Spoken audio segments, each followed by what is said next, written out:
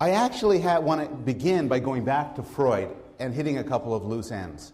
There was a point in my lecture on Wednesday where I skipped over some parts. I said, we don't have time for this, and I just whipped past it. And I couldn't sleep over the weekend, been tormented. I shouldn't have skipped that. And I want to bring, let me tell you why I skipped it. The discussion I skipped was a discussion of why we would have an unconscious at all. So I was talking about the scientifically respectable ideas of Freud, and I want to talk about some new ideas about why there could be an unconscious. Now, the reason why I skipped it is I'm not sure this is the best way to look at the question.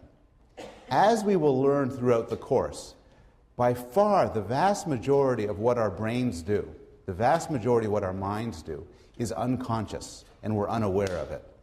So the right question to ask may not be, why are some things unconscious, but rather, why is this tiny subset of mental life, why is this conscious? On the other hand, these claims about the utility of unconsciousness, I think, are provocative and interesting, so I just wanted to quickly share them with you. So the question is, from an evolutionary standpoint, why would an unconscious evolve? And an answer that some psychologists and biologists have given is deception. So most animals do some deception. And deception, defined broadly, is simply act or be in some way that fools others into believing or thinking or responding to something that's false. There's physical examples of deception. When threatened, chimpanzees, their hair stands up on end, and that makes them look bigger, to fool others to thinking they're more dangerous than they are. There's an anglerfish at the bottom of the ocean that has a rod sticking up from the top of its head with a lure to capture other fish, to fool them in thinking that this is something edible, and then to themselves be devoured.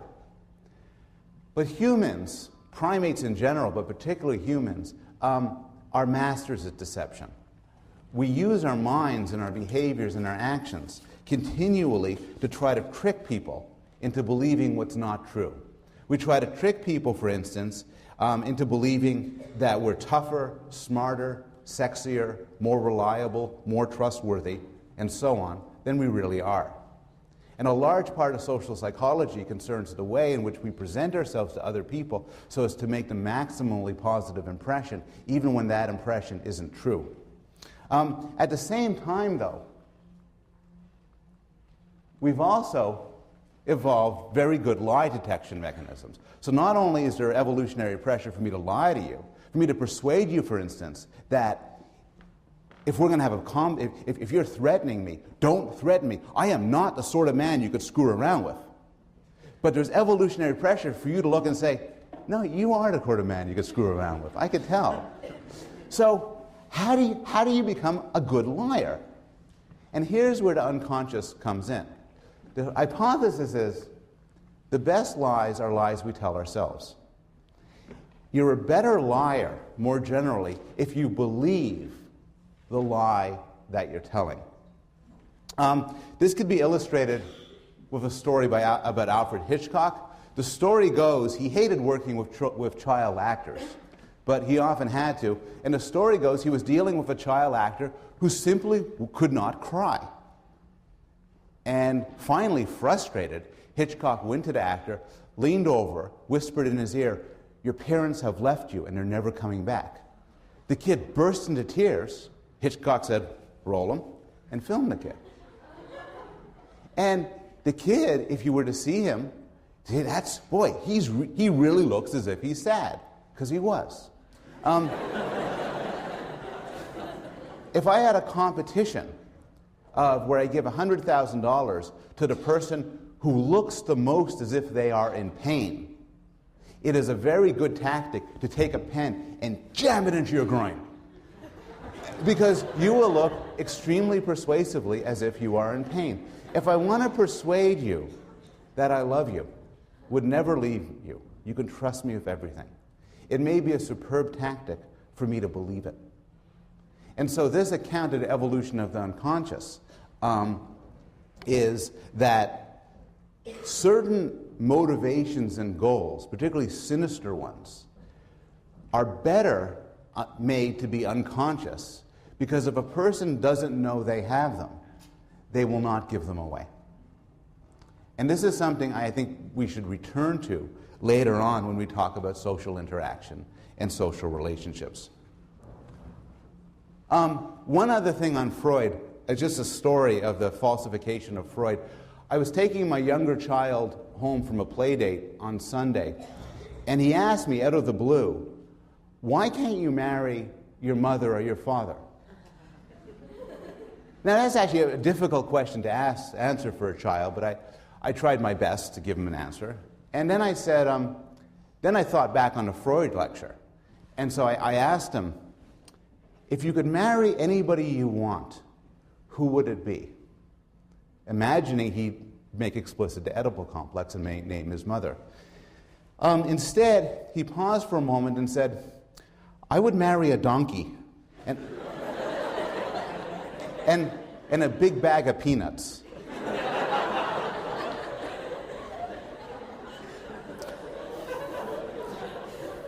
Both his parents are psychologists, and he hates these questions, and sometimes he just screws around with us. Okay.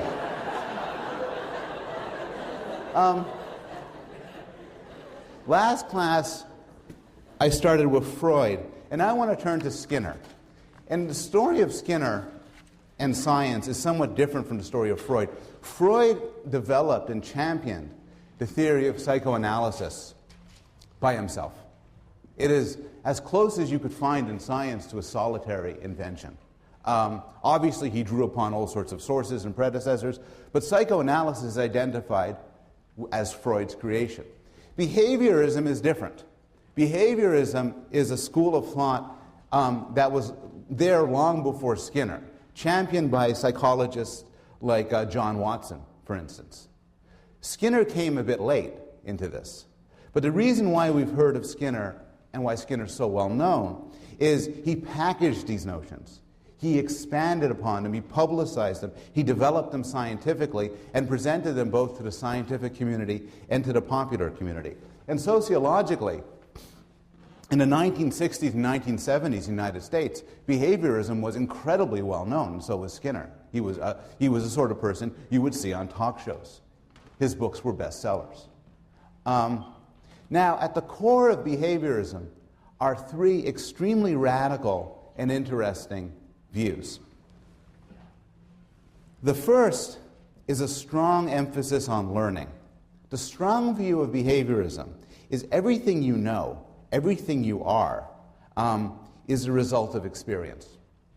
There's no real human nature. Rather, people are infinitely malleable. There's a wonderful quote from John Watson. And in this quote, John Watson is paraphrasing a famous boast by the Jesuits. The Jesuits used to claim, give me a child until the age of 7, and I'll show you the man. That they would take a child and turn him into anything they wanted. And Watson expanded on this boast.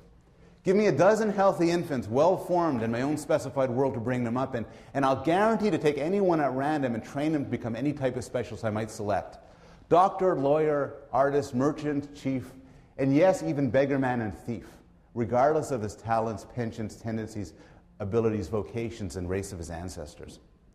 Now, you could imagine, you could see in this a tremendous appeal to this view, because Watson is an extremely egalitarian view in a sense.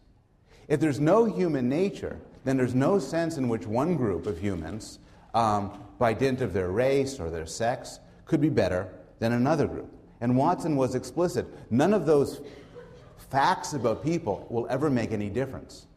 What matters to what you are is what you learn and how you're treated. And so Watson claimed he could create anybody in any way simply by treating them in a certain fashion. A second aspect of behaviorism was anti-mentalism. And what I mean by this is the behaviorists were obsessed with the idea of doing science. And they felt, largely in reaction to Freud, that claims about internal mental states like desires, wishes, goals, emotions, and so on, are unscientific. these invisible, vague things, can never form the basis of a serious science. And so the behaviorist manifesto would then be to develop a science without anything that's unobservable, and instead use notions like stimulus and response and reinforcement and punishment and environment that refer to real world and tangible events. Finally, behaviorists believed there were no interesting differences across species. A behaviorist might admit that a human can do things that a rat or pigeon couldn't. But the behaviorists might just say, look, those are just general associative powers that differ. Or they may even deny it. They might say humans and rats aren't different at all. It's just humans tend to live in a richer environment than rats. From that standpoint, from that theoretical standpoint, comes a methodological approach, which is if they're all the same, then you could study human learning by studying non-human animals. And that's a lot of what they did. Okay. I'm going to frame my introduction, my discussion of behaviorism in terms of the three main learning principles that they argued can explain all of human mental life, all of human behavior. And then I want to turn to objections to behaviorism, but these three principles are powerful and very interesting. The first is habituation. This is the very simplest form of learning. And what this is technically described as a decline in a tendency to respond to stimuli that are familiar due to repeated exposure. Hey! Hey! The sudden noise startles. But as you hear it the second time, it startles less. Third time, it's just me being goofy. You get used to things. Now, and this, of course, is common enough in everyday life. We get used to the ticking of a clock or the noise of traffic. But it's actually a very important form of learning, because imagine life without it. Imagine life where you never got used to anything, where, suddenly somebody steps forward and waves their hand, you go, ugh, and then they wave their hand and go, ugh, and you keep, and there's the loud ticking of a clock, and you say,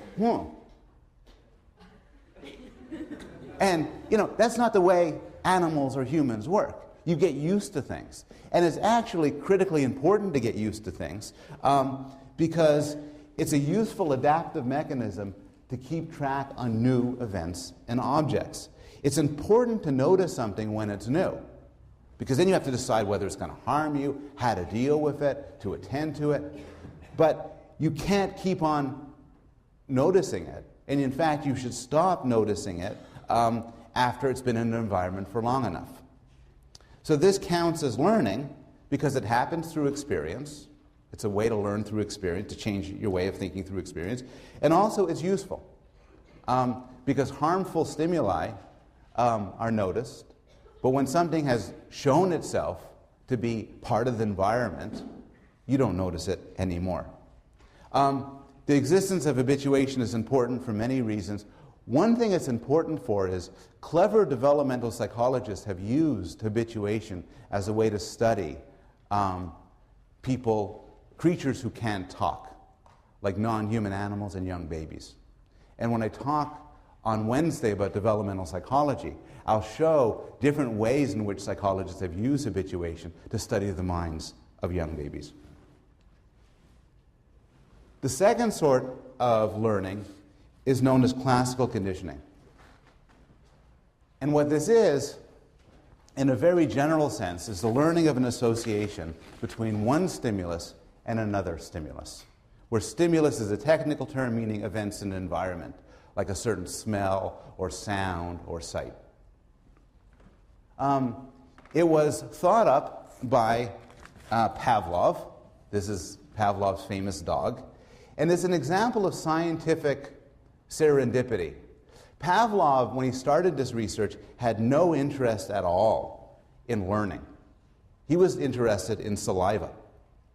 And to get saliva, he had to have dogs and he had to attach something to dogs so that their saliva would pour out so he could study saliva. No idea why he wanted to study saliva.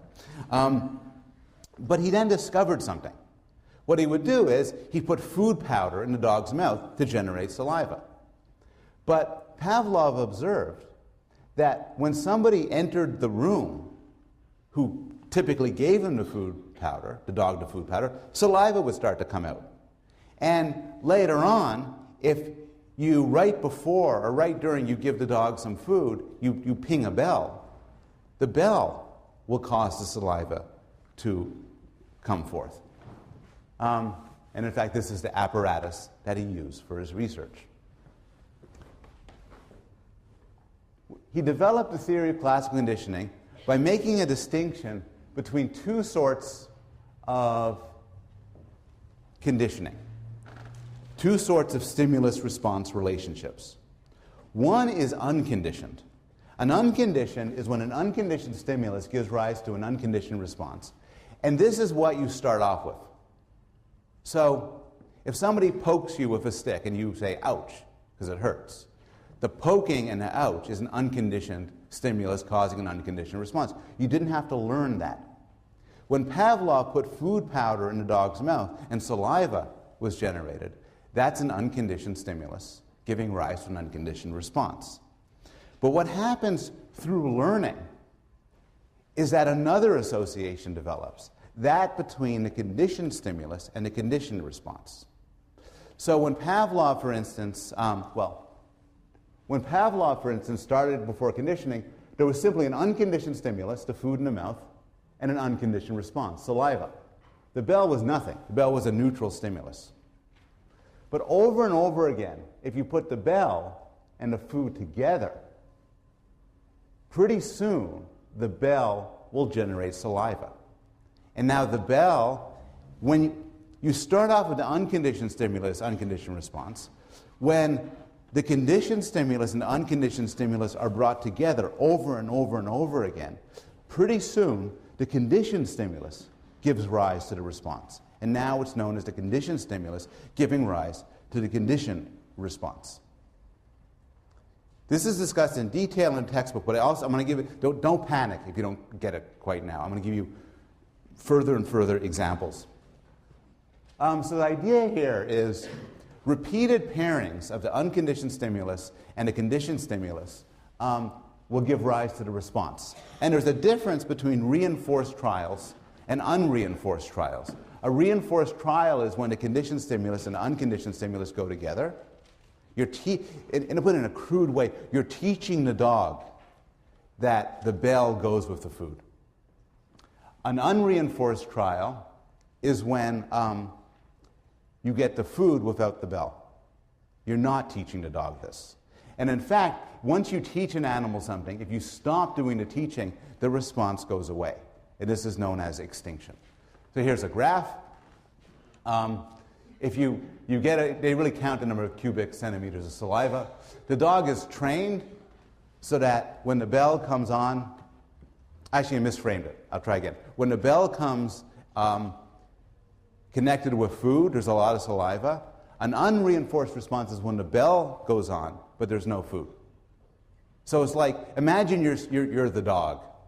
So you get food in the mouth, bell, food, bell, food, and now bell.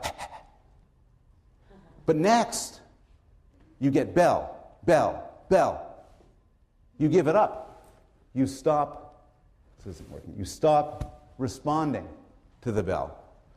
A weird thing, which is discussed in the textbook, is if you wait a while, and then you try it again with the bell after a couple of hours, the saliva comes back. This is known as spontaneous recovery. So this all seems a very technical phenomena related to animals and the like. But it's easy to see how it generalizes and how it extends. One interesting notion is that of stimulus generalization. And stimulus generalization is the topic of one of your articles in the Norton Reader, the one by Watson, John Watson, the famous behaviorist, who reported a bizarre experiment with a baby known as Little Albert. And here's the idea. Little Albert originally liked rats. In fact, I'm going to show you a movie of little Albert originally liking rats. See, he's okay. No problem. Now Watson did something interesting. As little Albert was playing with the rat, oh, I like rats, oh. Watson went behind the baby. It's in the chapter. And bang, the metal bar right there. Baby, ah! Screamed, started to sob. Okay. What's the unconditioned stimulus? Somebody. The loud noise, the bar, the bang. What's the unconditioned response? Crying, sadness, misery. And as a result of this, little Albert grew afraid of the rat. So there, what would be the conditioned stimulus? The rat. What would be the conditioned response? Fear. Excellent. Moreover, this fear extended to other things. So this is a very weird and unpersuasive clip. But the idea is, the clip is to make the point that the fear will extend to a rabbit, a white rabbit. So the first part, little Albert's fine with the white rabbit. The second part is after he's been conditioned, and he's kind of freaked out with the white rabbit. The problem is, in the second part, they're throwing the rabbit at him. But now he's okay.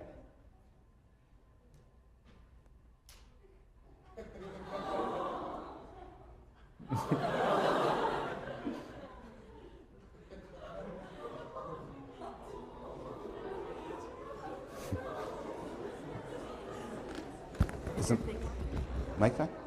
Oh, this is fine. This is one of a long list of experiments that we can't do anymore. So, classical conditioning is more than a laboratory phenomena. The findings of classical conditioning have been extended and replicated in all sorts of animals, including crabs, fish, cockroaches, and so on. And it's been argued to be an extension of, it's argued to underlie certain interesting aspects of human responses. So I have some examples here. One example is fear. So the little Albert idea, the little Albert experiment provides an illustration for how phobias could emerge. Some proportion of people in this room have phobias. Imagine you're afraid of dogs. Well, a possible story for why he became afraid of dogs is that one day a dog came up and he was a neutral stimulus, no problem, and all of a sudden he bit you. Now the pain of a bite, being bit, and then the pain and fear of that is an unconditioned stimulus, unconditioned response. You're just born with that, ow. But the presence of the dog there is a conditioned stimulus, and so you grew to be afraid of dogs. If you believe this, this also forms the basis for a theory of how you could make phobias go away. How do you make conditioned stimulus, conditioned response links go away? Well, what you do is you extinguish them. How do you extinguish them? Well, you show the thing that would cause you to have the fear without the unconditioned stimulus. Here's an illustration. It's a joke. He's simultaneously confronting the fear of heights, snakes, and the dark because he's trapped in that thing. And the logic is not bad. He's stuck in there. Those are all the conditioned stimulus, but nothing bad happens. So his fear goes away. The problem with this is, while he's stuck in there, he has a screaming, horrific panic attack, and then it makes his fear much worse. So what they do now, though, and we'll talk about this much later in the course when we talk about clinical psychology, but one cure for phobias does draw upon, in a more intelligent way, the behaviorist literature. So the claim about a phobia is that there's a bad association between, say, dog and fear, or between airplanes or snakes and some bad response. So what they do is what's called systematic desensitization. which is they expose you to what causes you the fear, but they relax you at the same time. So you replace the aversive, classical conditioned fear with something more positive. Traditionally, they used to teach people relaxation exercises, but that proves too difficult, so nowadays they just pump you full of some drug to get you really happy. And so you're really stoned out of your head. You're there with the dog and say, this isn't so bad. It's more complicated than that.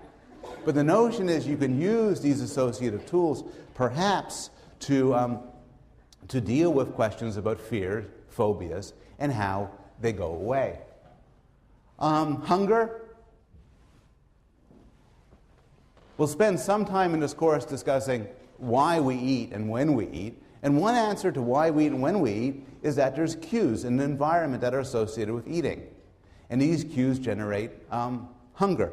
For those of you who are trying to quit smoking, you'll notice that there's time, or quit drinking, there's times of the day or certain activities that really make you want to smoke or really make you want to drink.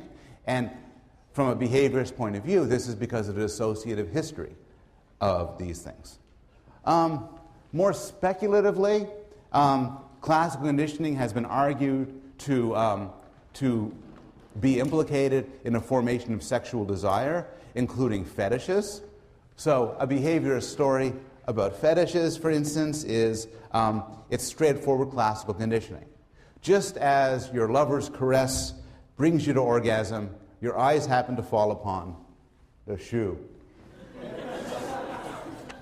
Through the simple tools of classical conditioning, then, the shoe becomes a conditioned stimulus, giving rise to the conditioned response of sexual pleasure. This almost certainly is not the right story.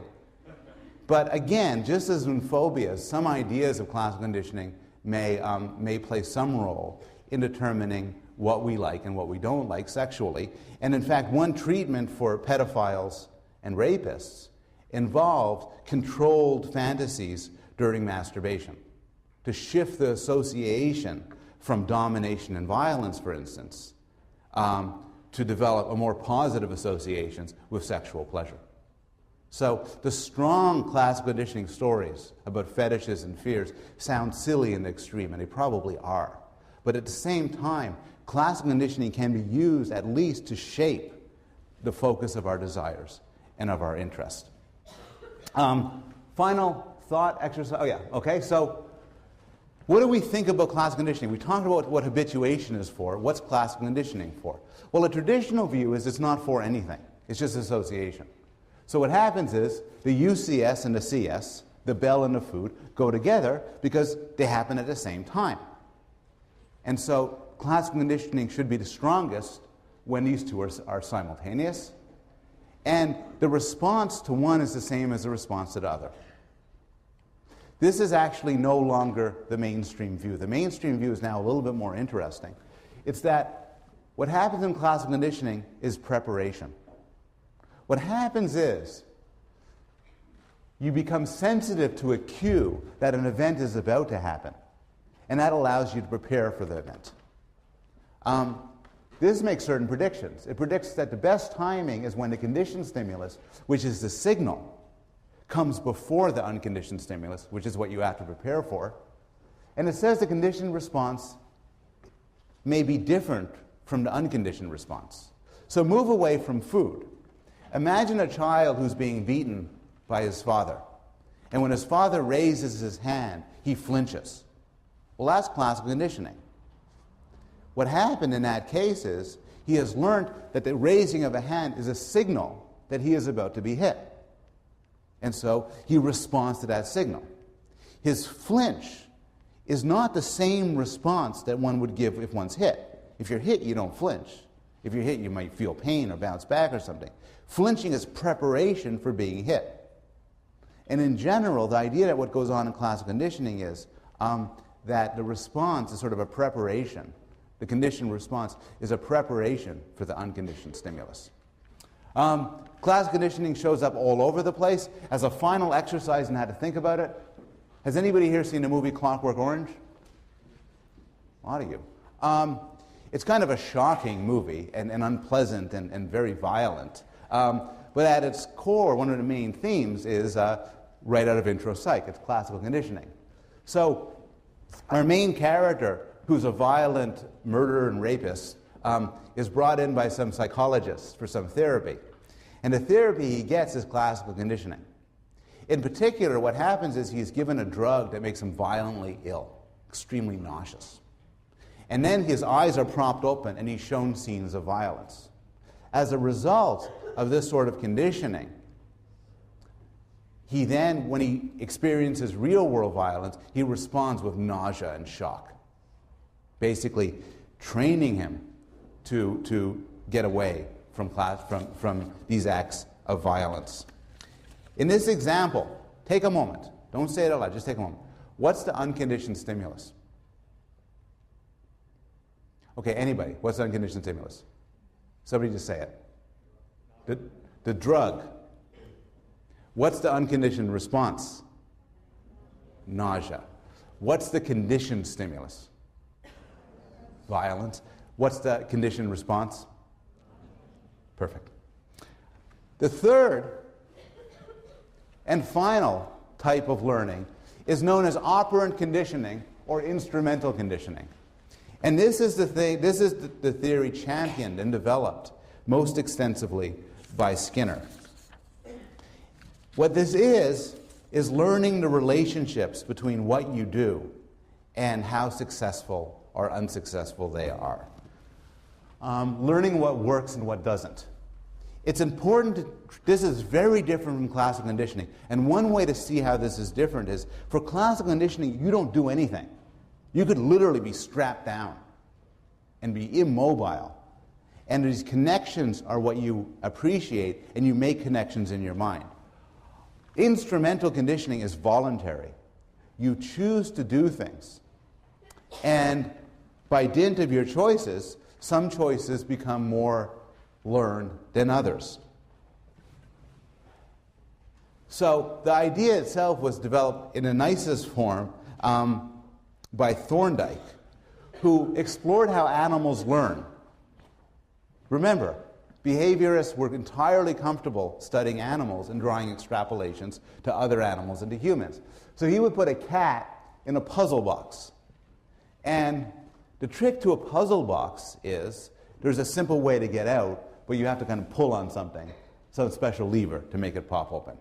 And Thorndike noted that cats do not solve this problem through insight. They don't sit in a box for a while and mull it over and then figure out how to do it. Instead, what they do is they bounce all around doing different things and gradually get better and better at it. So what they do is, the first trial they might scratch at the bars, push at the ceiling, dig at the floor, howl, etc., etc. And one of their behaviors is pressing the lever. The lever gets them out of the box. But after more and more trials, they stop scratching at the bars, pushing at the ceiling, and so on. They just press the lever. And if you graph it, they gradually get better and better. They throw out all of these behaviors randomly. Some of them get reinforced, and those are the ones that survive, and others don't get reinforced, and those are the ones that go extinct. And it might occur to some of you that this seems to be an analogy with the Darwinian theory of natural selection, where there's a random assortment of random mutations and sexual selections give rise to a host of organisms, some which survive and are fit, and others which aren't. And in fact, Skinner explicitly made the analogy from the natural selection of species to the natural selection of behavior. So this could be summarized as the law of effect, which is a tendency to perform an action's increased if rewarded, weakened if it's not. And Skinner extended this more generally. So to illustrate Skinnerian theory and operant conditioning, I'll give an example of training a pig. So here's the idea. You need to train a pig, and you need to do so through operant conditioning. So one thing you want to do is, the pig is going to do some things you like and some things you don't like. And so what you want to do, basically drawing upon the law of effect, is reinforce the pig for doing good things. Suppose you want the pig to walk forward. So you reinforce the pig for walking forward, and you punish the pig for walking backward. And if you do that, over the fullness of time, your reinforcement and punishment will give rise to a pig who walks forward. There's one technical distinction that people love to put on intro-psych exams, is that the difference between positive reinforcement and negative reinforcement. Reinforcement is something that makes the behavior increase. Negative reinforcement is very different from punishment. Negative reinforcement is just a type of reward. The difference is in positive reinforcement, you do something. In negative reinforcement, you take away something aversive. So imagine the pig has a heavy collar. And to reward the pig for walking forward, you might remove the heavy collar. So these are the basic techniques to train an animal.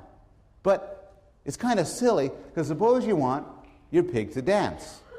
You don't just want your pig to walk forward. You want your pig to dance. Well, you can't adopt the policy of, I'm going to wait for this pig to dance, and when it does, I'm going to reinforce it, because it would take you a very long time. Similarly, if you're dealing with immature humans and you want your child to get you a beer, you can't just sit, wait for the kid to give you a beer, like ungrab the bottle, and say, excellent, good, hugs. You got to work your way to it. An act of working your way to it is known as shaping. So here is how to get a pig to dance. You wait for the pig to do something that's halfway close to dancing, like stumbling, and you reward it. Then it does something else that's even closer to dancing, and you reward it. And you keep rewarding it as it gets closer to closer. Here's how to get your child to bring you some beer. You say, Johnny, can you go to the kitchen and get me some beer? And he walks to the kitchen, and then he forgets why he's there. And you run after that, you're such a good kid, congratulations, hugs. And then you get him to, and finally you get him to also open up the refrigerator and get the beer, open the beer, and in that way you can train creatures to do complicated things. Skinner had many examples of this. Skinner developed in World War II a pigeon-guided missile. It was never actually used, but it was a great idea. And people, in fact, the history of the military in the United States and other countries includes a lot of attempts to get animals like pigeons or dolphins to do interesting and deadly things through various training. More recreational, Skinner was fond of teaching animals to play ping pong. And again, you don't teach an animal to play ping pong by waiting for it to play ping pong and then rewarding it. Rather, you reward approximations to it. Now, basically, there are primary reinforcers. There are some things pigs naturally like. Food, for instance. There are some things pigs actually automatically don't like being hit or shocked. But in the real world, when dealing with humans, but even when dealing with animals, we don't actually always use primary reinforcers or negative reinforcers. What we often use are things like, for my dog, saying good dog. Now, saying good dog is not something the dog has been built, pre-wired to find pleasurable. But what happens is you can do a two-step process. You can make good dog positive through classical conditioning. You give the dog a treat and say good dog. Now, the phrase good dog will carry the rewarding quality. And you could use that rewarding quality in order to train it. And through this way, behaviorists have developed token economies where they get non-human animals to do interesting things for seemingly arbitrary rewards like poker chips. And in this way, you can increase the utility and ease of training. Finally, in the examples we're giving, whenever the pig does something you like, you reinforce it. But that's not how real life works. Real life, for both humans and animals, involve cases where the reinforcement doesn't happen all the time, but actually happens according to different schedules. And so there's a distinction between fixed schedules versus ratios, variable schedules, and ratio versus interval. And this is something you could print out to look at. I don't need to go over in detail. The difference between ratio is a reward every certain number of times somebody does something. So if every 10th time your dog brought you the newspaper, you gave it hugs and treats, that's ratio. An interval is over a period of time. So if your dog gives you, if your dog, I don't know, dances for an hour straight, that would be an interval thing. And fixed versus variable speaks to whether you give a reward on a fixed schedule, like every 5th time, or variable, sometimes on the 3rd time, sometimes on the 7th time, and so on. And there are examples here, and I don't need to go over them. It's easy enough to think of examples in real life. So for example, a slot machine is variable ratio. It goes off after it's been hit a certain number of times. It doesn't matter how long it takes you to do it. It's the number of times you pull it down. But it's variable because it doesn't always go off in the 1000th time. You don't know. It's unpredictable. The slot machine is a good example of a phenomena known as the partial reinforcement effect. And this is kind of neat. It makes sense when you hear it, but it's a sort of finding that's been validated over and over again with animals and non-humans. Here's the idea. Suppose you want to train somebody to do something. And you want the training such that they'll keep on doing it, even if you're not training them anymore, which is typically what you want. If you want that, the trick is don't reinforce it all the time. Behaviors last longer if they're reinforced intermittently. And this is known as the partial reinforcement effect. Thinking of this psychologically, it's as if whenever you put something in a slot machine, it gave you money. Then all of a sudden it stopped. You keep on doing it a few times, but then you say, fine, it doesn't work. But what if it gave you money 1 out of every 100 times? Now you keep on trying. And because the reinforcement is intermittent, you don't expect it as much. And so your behavior will persist across often a huge amount of time. I mean, here's a good example. What's the very worst thing to do when your kid cries to go into bed with you? And you don't want him to go into bed with you.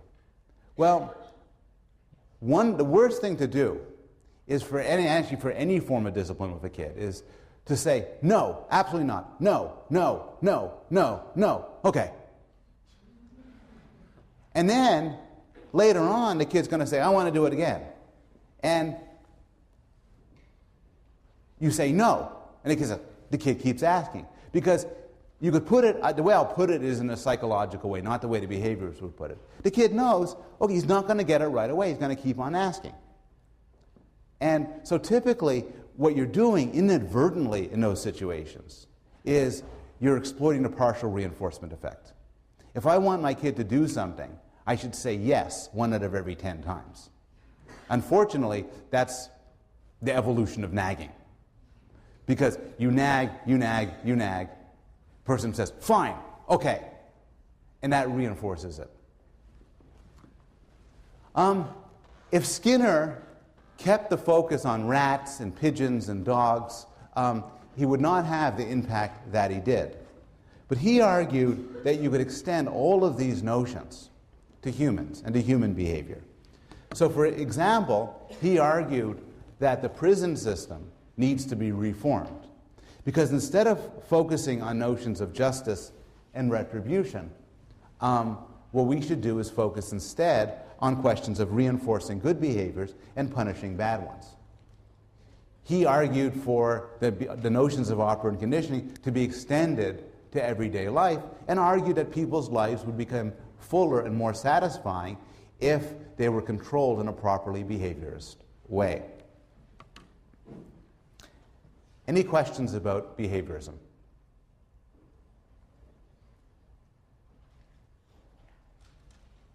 What are your questions about behaviorism?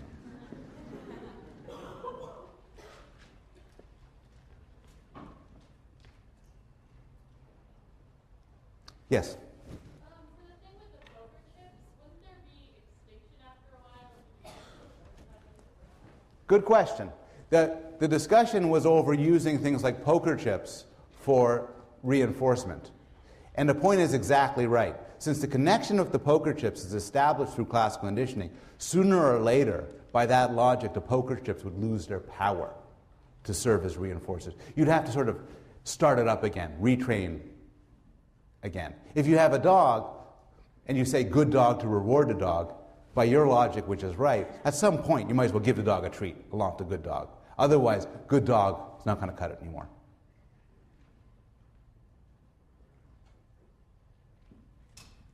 Yes? Did they ever try Skinner's idea with prisons in any way? As far as I know, Skinner and Skinnerian psychologists were never directly involved in the creation of prisons.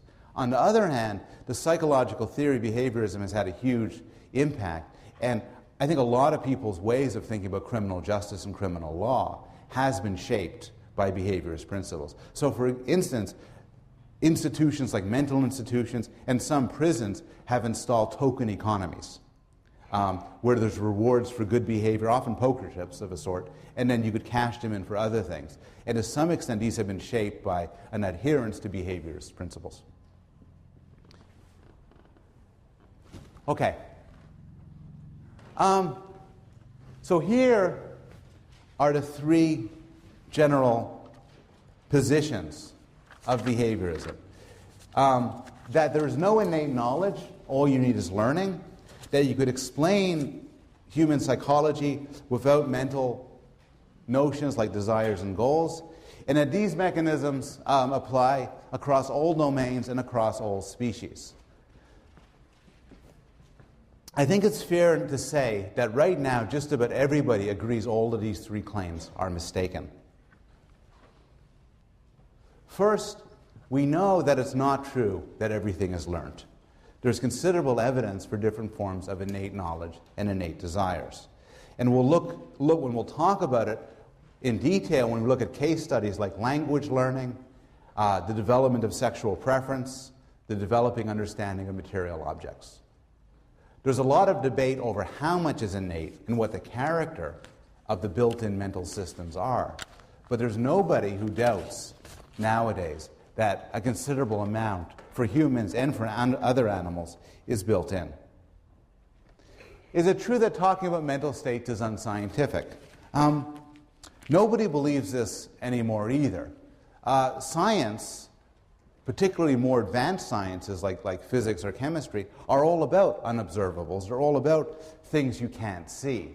And it makes sense to explain complex and intelligent behavior in terms of internal mechanisms and internal representations. Once again, the computer revolution has served as an illustrative case study. If you have a computer that plays chess and you want to explain how the computer plays chess, it's impossible to do so without talking about the programs and mechanisms inside the computer. Is it true that animals need reinforcement and punishment to learn? No. And there's several demonstrations at the time of Skinner suggesting that they don't. This is from a classic study by Tolman, where rats were taught to run a maze, and what they found was the rats did fine. They learned to run a maze faster and faster when they're regularly rewarded. But they also learn to run a maze faster and faster if they're not rewarded at all. So the reward helps, but the reward is in no sense necessary. And here's a more sophisticated illustration of the same point. And this is a sort of finding, an old finding from before most of you were born. That was a huge embarrassment for the Skinnerian theory, as it suggests that rats, in fact, had mental maps, an internal mechanism that he used to understand the world, entirely contrary to the behaviorist idea everything could be explained in terms of reinforcement and punishment. Finally, is it true that there's no animal-specific constraints for learning? And again, the answer seems to be no. Animals, for instance, have natural responses. So you could train a pigeon to peck for food. But that's because pecking for food is a very natural response. It's very difficult to train it to peck to escape a situation. You can train it to flap its wings to escape a situation, but it's very difficult to get it to flap its wings for food. And the idea is they have sort of natural responses that these learning situations might exploit and might channel.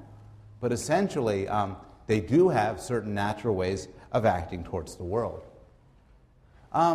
We know that not all stimuli and responses are created equal.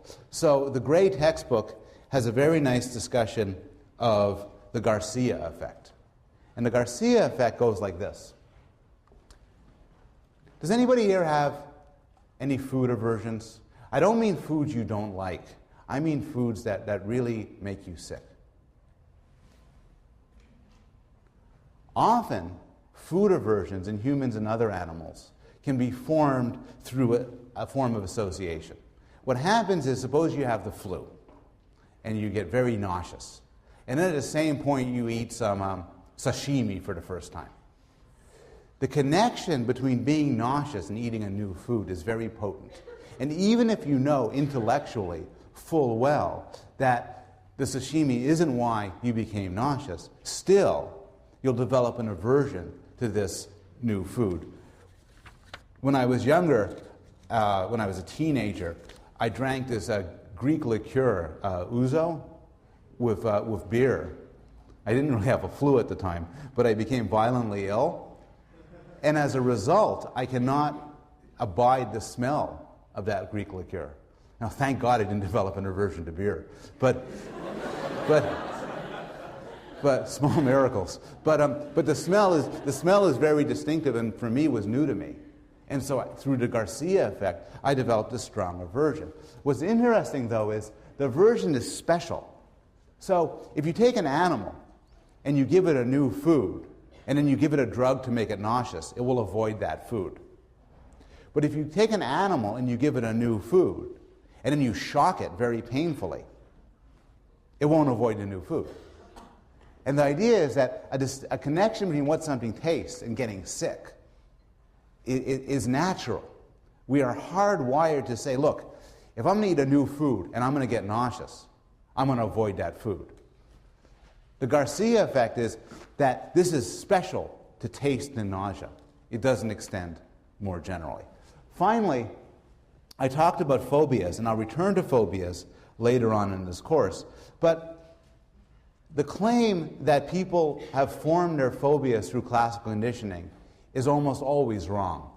Instead, it turns out that there are certain phobias that were specially evolved to have. So both humans and chimpanzees, for instance, are particularly prone to develop fears of snakes. And when we talk about the emotions later on in the course, we'll talk about this in more detail. But what seems likely is the sort of phobias you're likely to have does not have much to do with your personal history, but rather it has a lot to do with your evolutionary history. Finally, the other reading you're going to do for this section of the course is Chomsky's classic article, his review of verbal behavior. Chomsky is one of the most prominent intellectuals alive. He's still a professor at MIT, still publishes on language and thought, among other matters.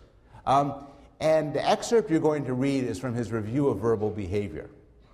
And this is one of the most influential intellectual documents ever written in psychology, because it took the entire discipline of behaviorism, and more than everything else, more than any other event, could be said to have destroyed it, or ended it as a dominant intellectual endeavor.